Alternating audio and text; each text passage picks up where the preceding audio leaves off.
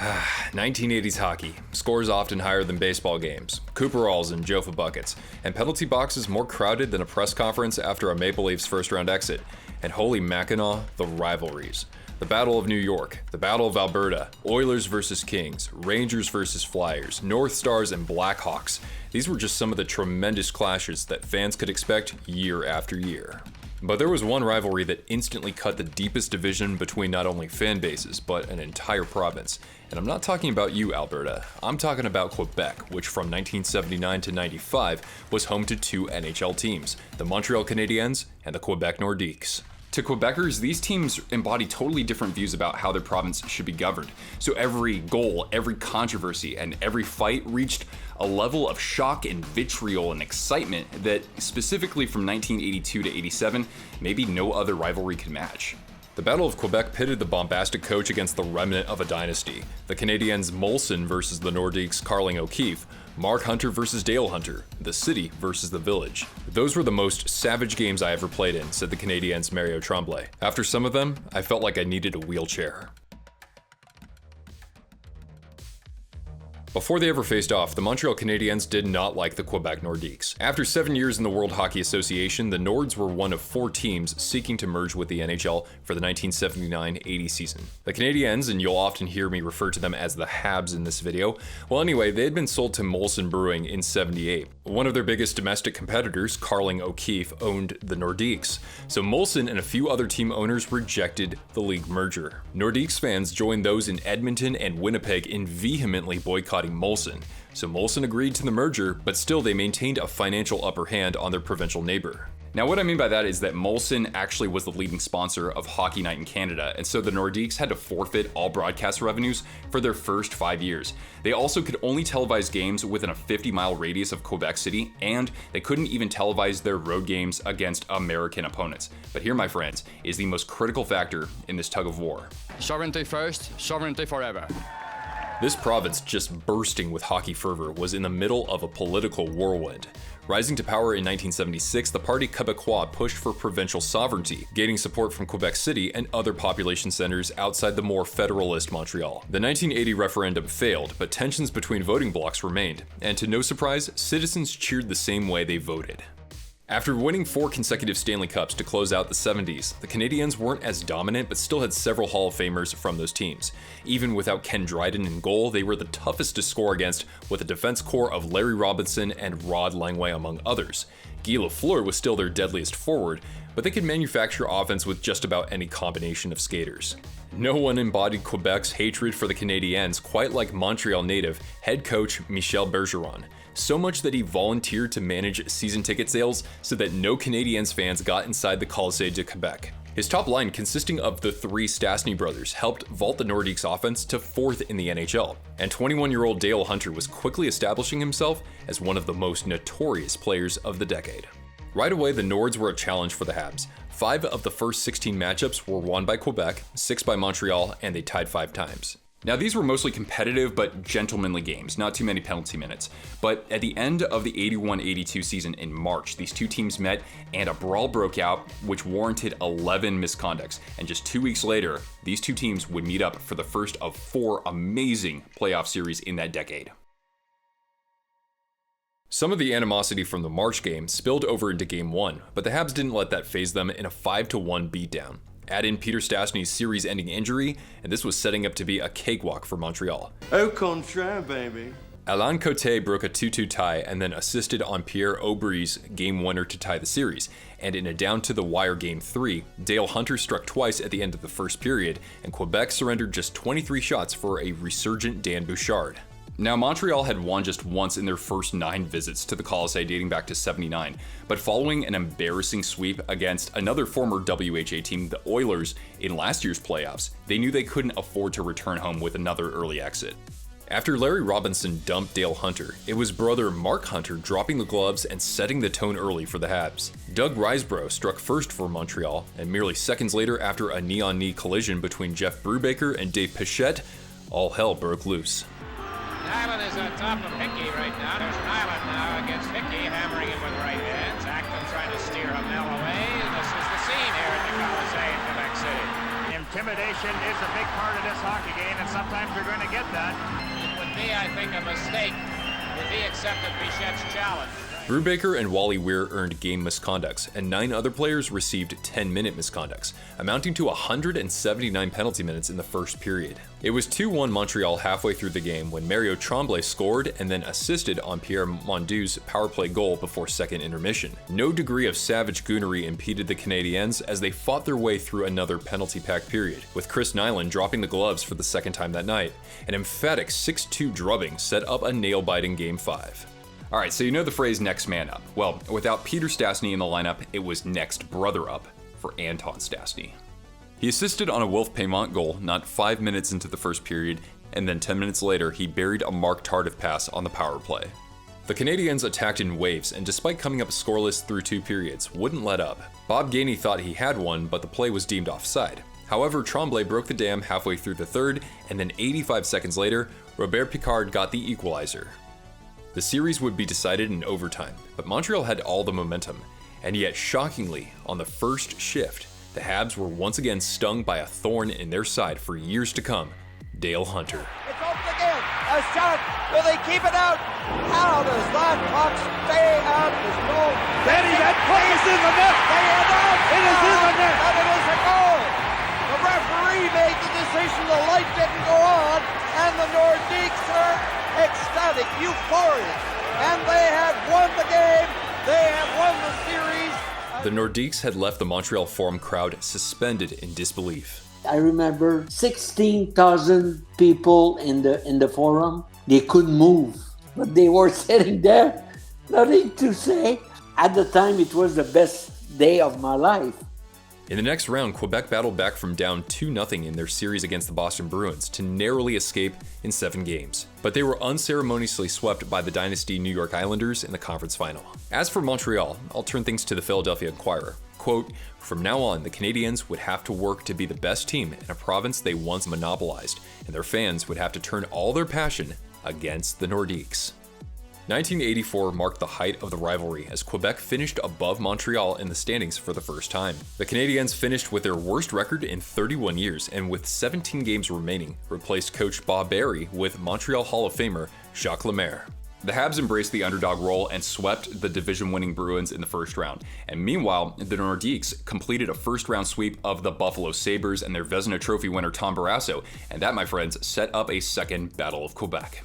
Things started off chippy with 84 penalty minutes in Game 1.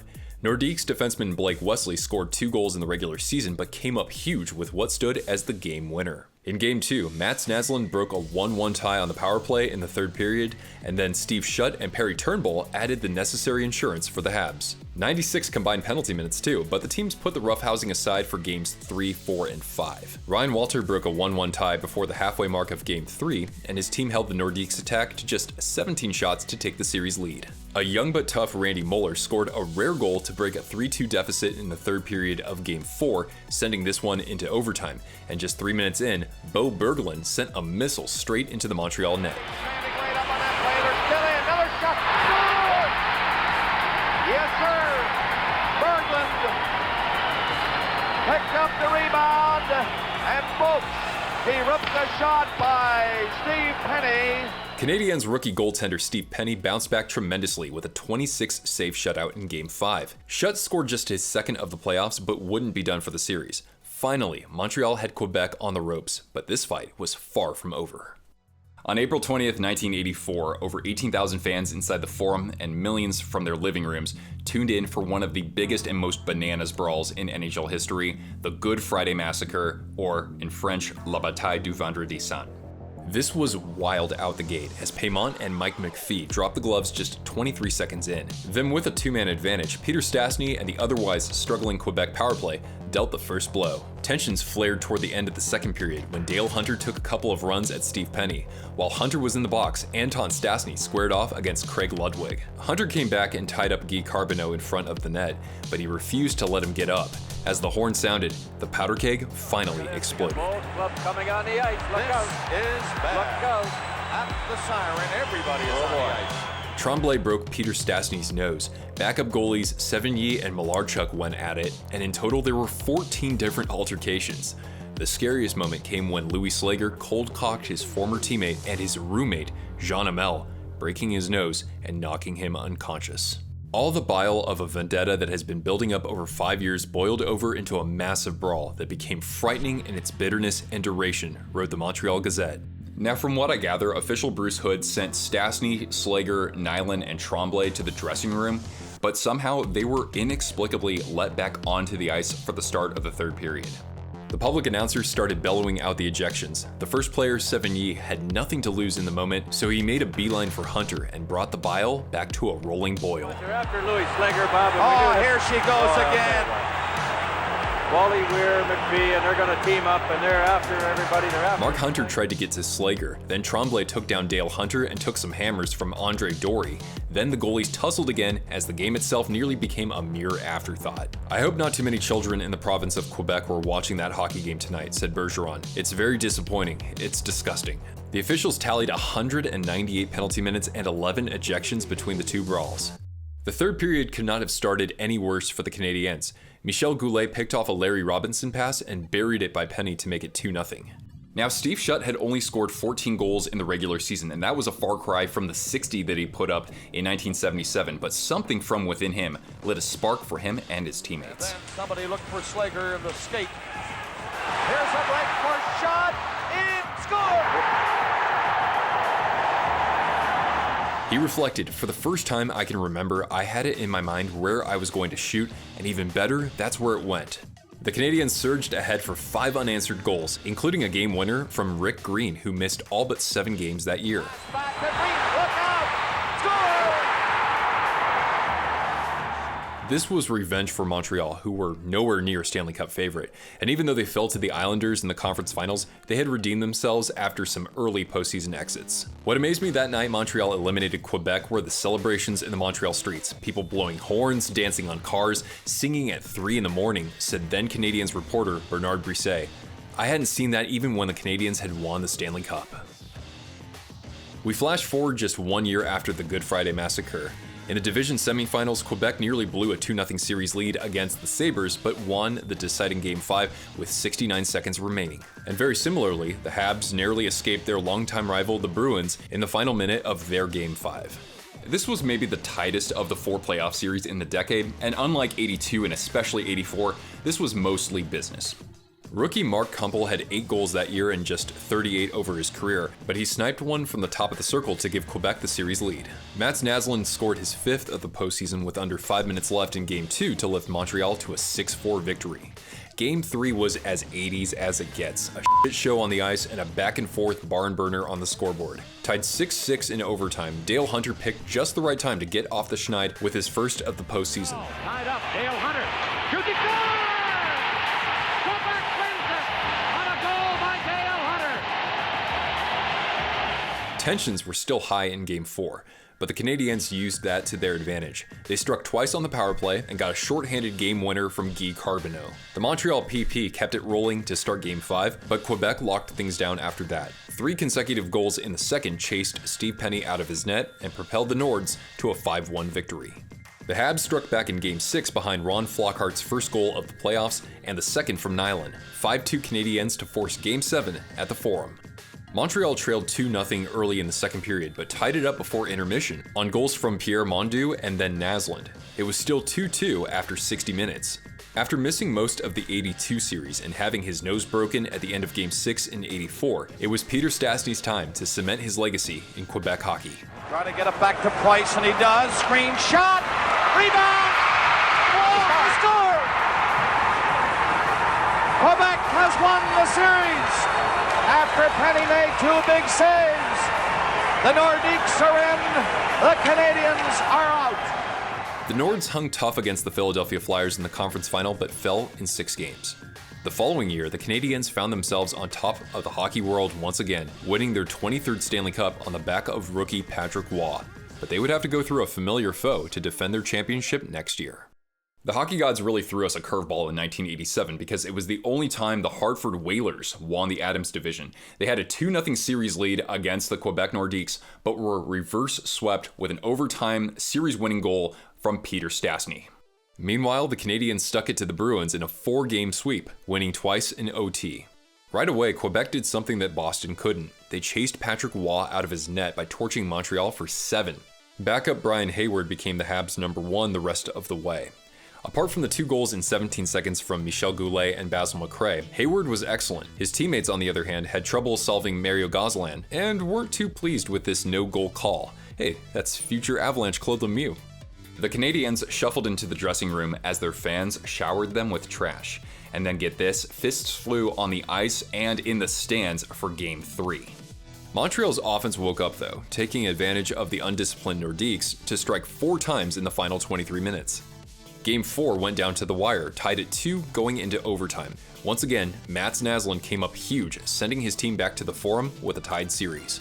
In yet another tight battle, the teams traded goals twice. Now Guy Carbonneau thought he regained the lead, but the goal was called back. For what? I don't know, this video was actually in French, but I don't think it was a 2-line pass. Well anyway, it turned out the teams would trade disallowed goals. 17 minutes into the third, it looked like Alain Cote got his second of the game, but the play was blown dead to assess offsetting penalties, an interference on Paul Gillis against Hayward, and a cross-check on Naslund against Gillis. The referee was none other than Kerry Fraser, who 6 years later would miss a high stick from Wayne Gretzky against Doug Gilmour in Game 6 of the conference final. And by the way, while Gilmour was receiving stitches, Gretzky scored the winning goal. Anyway, back to our game because just 14 seconds after that, Ryan Walter scored the winner for the Habs.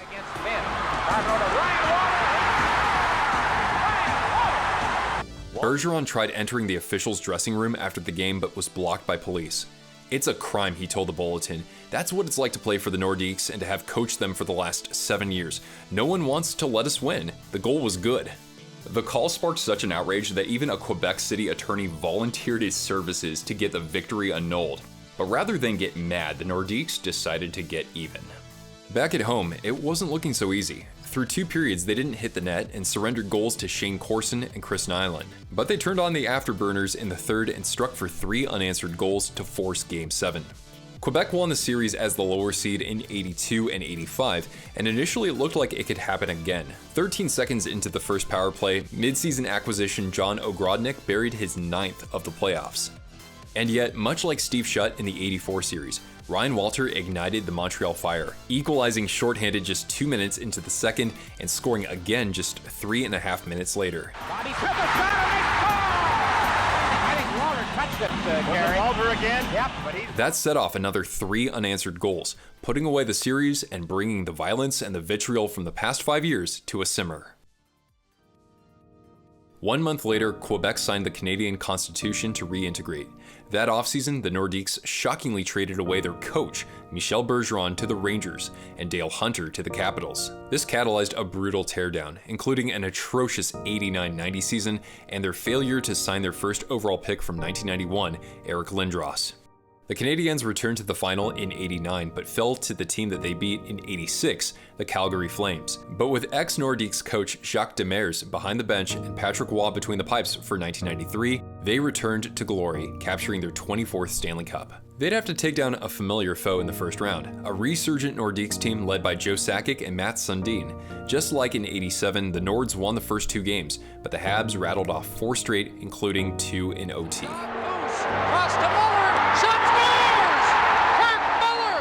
Marred by financial troubles, Nordiques owner Marcel Abou applied for a bailout from the Parti Québécois in 1995, but he was rejected.